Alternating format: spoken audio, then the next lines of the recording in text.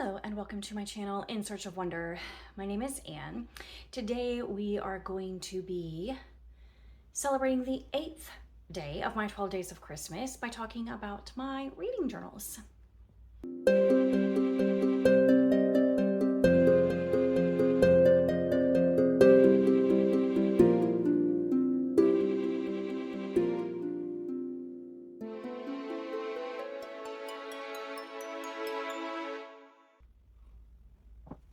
So, this is not as simple as, here's my journal from 2025 and here's my journal for 2026, and yeah, it's just not that easy. Apparently, I just have to complicate everything in my life. So, first of all, I do have a 2025 specific reading journal, which I believe my sister gave this to me. This one has a space in the front where you can just list the titles of all the books as you read them. And then it has a page for each book where you can list the pertinent information about it, and then your thoughts on it, as well as your star ratings for a variety of aspects of it. I really enjoyed completing this journal this year and using this as a record to track the books that I read in the course of the year. And so there's not really too much more to be said about that. This was a pre-made book. I just filled it in with the books that I read. So there's that. And that one, I don't have one like that for 2026 at this point. I don't intend to get one either. So, and here we are. I think today, this goes live, it should be January 1st. So here we are.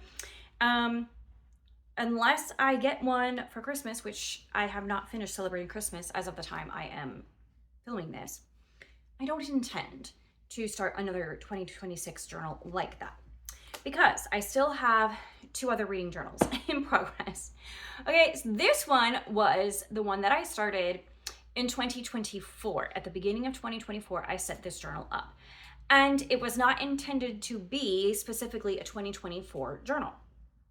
And neither is this one. These are not bound by a particular year. It's just my reading journal in general. I do have some year-specific pages and things in here that I can show you, but it's not confined to the year. In this one, I have some lists of kind of perpetual reading goals, and I want to go over those today and see how I'm doing on those goals and what I need to continue working on in 2026. But it also is a record of my reading in 2024, but I continue to use it through 2025. You'll see there are some spreads related to 2025 in here as well. But then I got to the end of it, and so I continued towards the end of 2025, or like summerish, using this one for reading journals, etc. I mean, for like monthly challenges, I had them in here, and other readathons that I did. So now this one is becoming more fully. What this one has been, it's complicated. Let me just show you what I mean. So first of all, I made a bunch of lists in this book of authors that I wanted to try, authors that I wanted to read to zero, etc., etc., etc., all of that stuff. So here I have on the very first page, all the Austen I want to read, which really means all the Austen I want to reread, because up until that point, I had read, when I made this list, I had read all of her primary novels. I just had not read her other ones, Lady Susan Sanditon and the Watsons. Lady Susan is a novella and the other two are fragments. So I have read them since then. I've been able to cross everything off this list. And so yeah, of course, that's done. I had some other similar lists. I have all the Dickens I want to read, all the Bronte I want to read. I did not read any Dickens or Bronte in 2025. I started The Tale of Two Cities in 2025, but I didn't finish it. I did read Little Dorrit in 2024, so that's one I've been able to cross off since I made these lists. For the Bronte one, I guess I did read High Life in Verdopolis, which is one of Bronte's juvenilia, but I have another book of her juvenilia on my shelf that I want to read that I have not yet. So yeah, and I have not finished their poetry or the sisters' poetry. There's also some poetry that I want to read by the father and the brother. and I have not read that yet. So I still have some progress that needs to be made on the Bronte list. So I need to hang on to this journal and continue using it because of these lists that I have. I also have all the Lucy Maud Montgomery I want to read, and that's going to take a long time because she wrote a lot of books. And honestly, most of these are going to be rereads for me, but I don't remember anything about hardly any of them.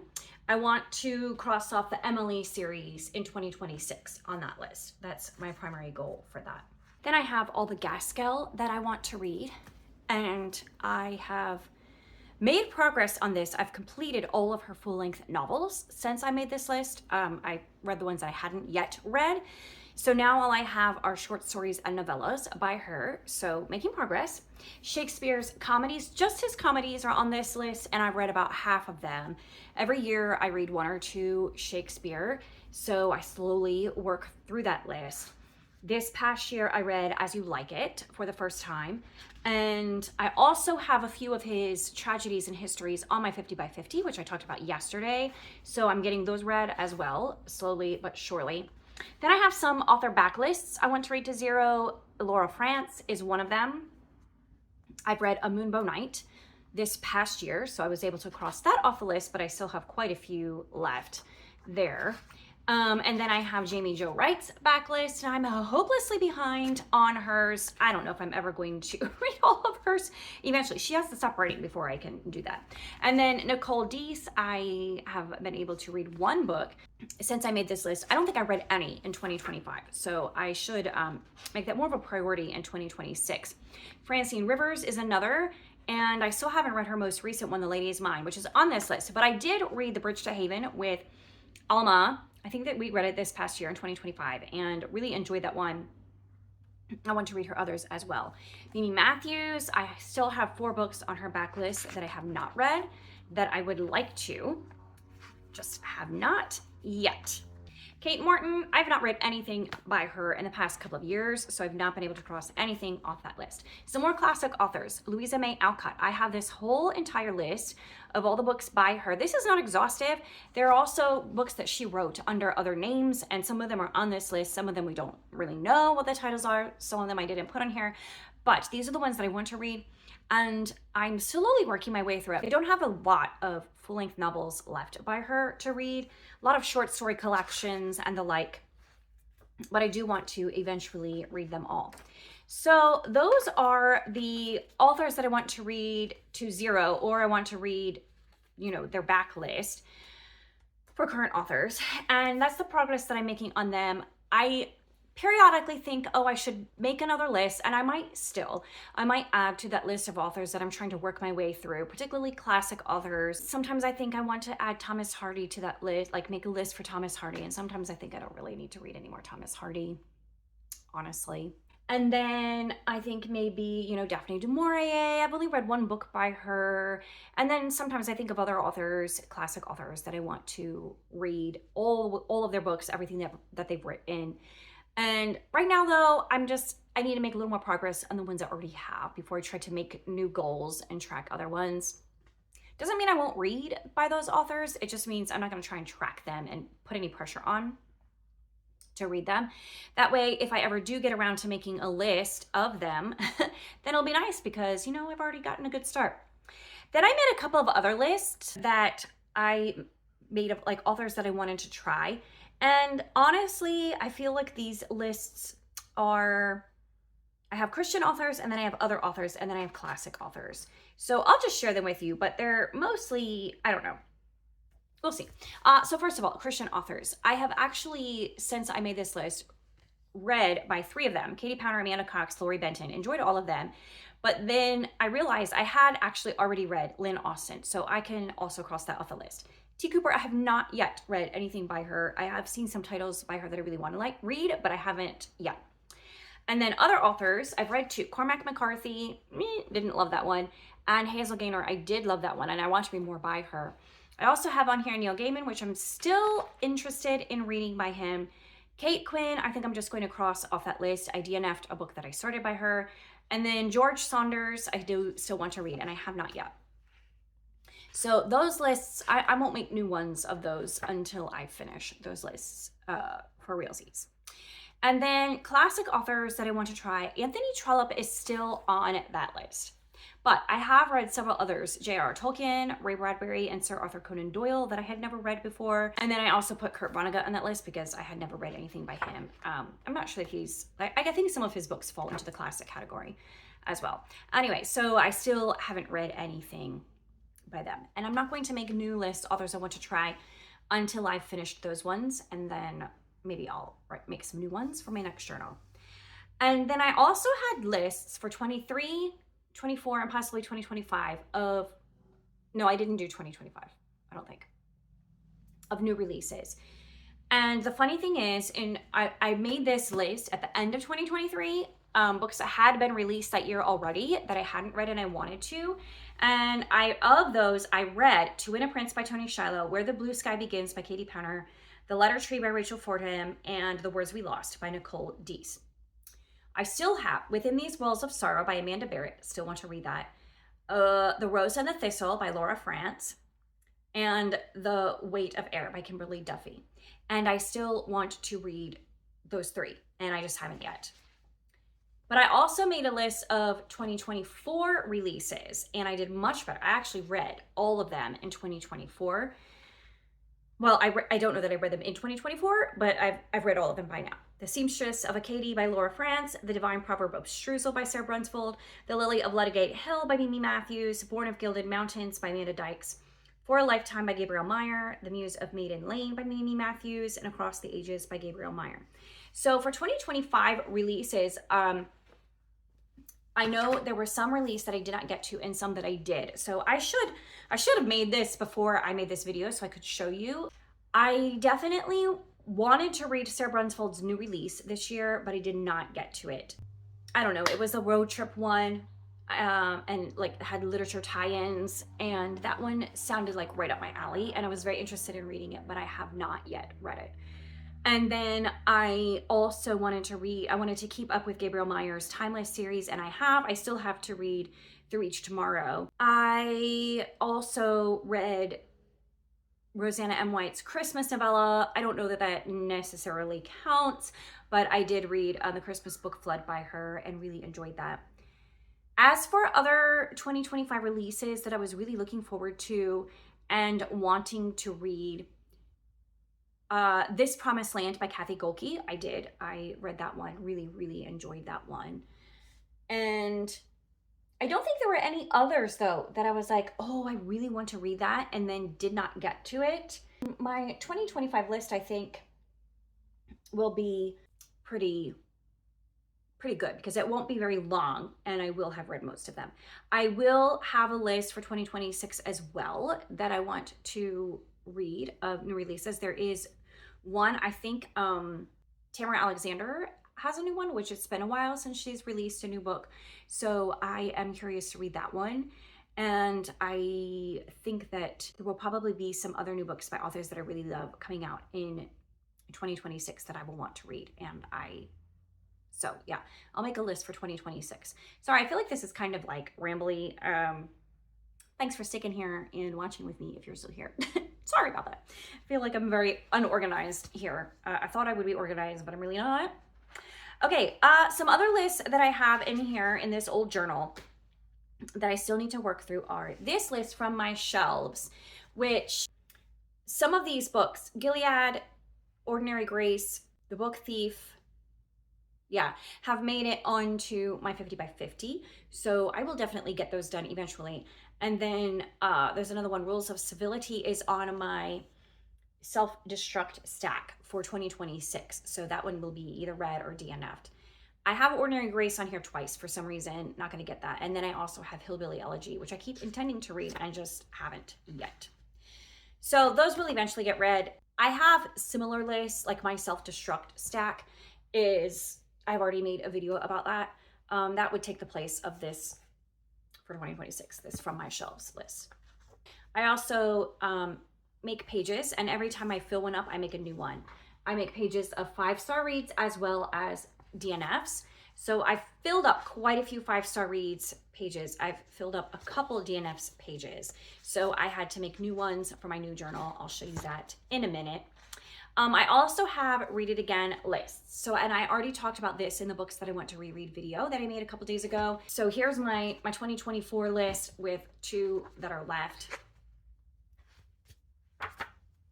And then I made one for 2025 as well.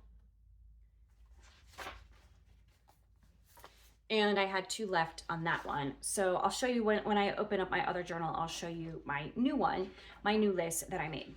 Okay, I don't think that there are any other ongoing lists that I'm still working through in this journal. But as you can see, it gets kind of complicated because I have this journal that's old and I'm not technically using it anymore on a regular basis, but I do have those lists in here that are still goals of mine that I'm still working through, and I'm still keeping track of them on these pages. So I'm going to hang on to this, but my primary journal for this year is going to be this one, which I started in the middle of 2025. I'm also, by the way, keeping track of my 50 by 50 in that journal, which I showed you the video of yesterday as well. So I won't show you that again, but that is in that journal as well. Okay, so I have, for this coming year, 2026, I told you about my 10 at a time project. And this is where I'm going to read books. I have 10 at a time, 10 books that I want to work through from my shelves. And as I read them, I'm going to put the pictures or the titles here in these boxes. And once I've read one and put it on here, I'm going to draw another because I have a jar that has a whole bunch more. I'm going to add another one to the list, and then I'm just going to keep working through that revolving list of 10 books until I get at least 10 read. Hopefully more. Hopefully I'll make another page of this at some point during the course of the next year. I also like to keep track of my 5-star reads, the books that I really love, so I always have a page of that in progress. I like to keep track of my reading journal, my readathons and reading challenges as I'm participating in them. So I put the graphics in there for those. So I have set up my epistolary January. So that's set up and ready for me to fill in with the books that I will be reading. I also have my year-long challenges, which I've already shown you in my reading challenges video, but this is the 2026 Reading the Classics 1776 edition. This is The Journey Through Time with Alma. And then this is Christian Fiction Bingo with Jeanette, and Chantel's Read Your Bookshelf Challenge. All are in this journal. Then every year I make a book tracker with shelves. And I just like this as a visual to see the number of books I'm reading as I fill up these shelves throughout the course of the year. And I color each month. I have a different color. And so I color the books as I read them. I can show you last year's, which was in this journal. And see all the colorful books now, all filled up. I didn't quite get all the way to 100, but I got really close. And then my goal to read at least 50 books from my shelf over the course of the year. So I'm going to put tally marks in these boxes as I read books and track up to 50 of the books that I read from my actual shelf. And then I also like to track how many nonfiction I read, the titles that I read in a year. My goal is 1 a month, generally speaking, on a regular basis, but ideally I would read more than that. So I have, space to put a whole bunch in there. The past couple of years, I've read between 15 and 20 nonfiction in a year. So hopefully it will be similar. Now, as I said, last year, I tracked all of my actual books that I read in this book, the titles and my thoughts about them, whatever. But the year before that, I did that in this journal. I'm sorry, this is so complicated, blah, blah, blah, whatever, sorry. But anyways, this is how I did it the previous year in this book. Like I would put a picture of the book and then just write like bullet journal style thoughts about each one, and then I would put the star rating. I want to return to that format this year.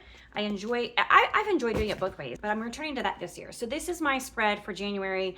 I'm just going to put a little picture of the book and then just quick thoughts about it plus star rating in general. So I can look at a glance and see what I've read in a given month and how I liked it.